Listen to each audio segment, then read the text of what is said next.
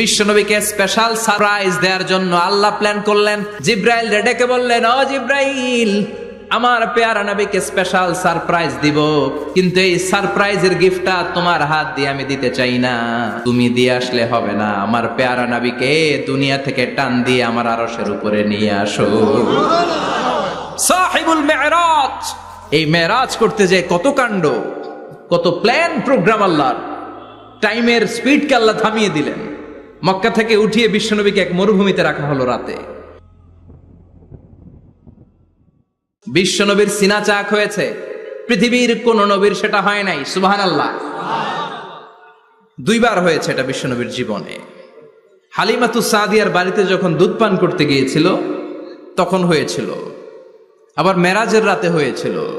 উম্মে হানির ঘর থেকে চলে সাইয়েদনা জিব্রাইল বিশ্বনবীকে হাতিমে কাবায় শুইয়ে দিলেন। এরপর গলার নিচ থেকে শুরু করে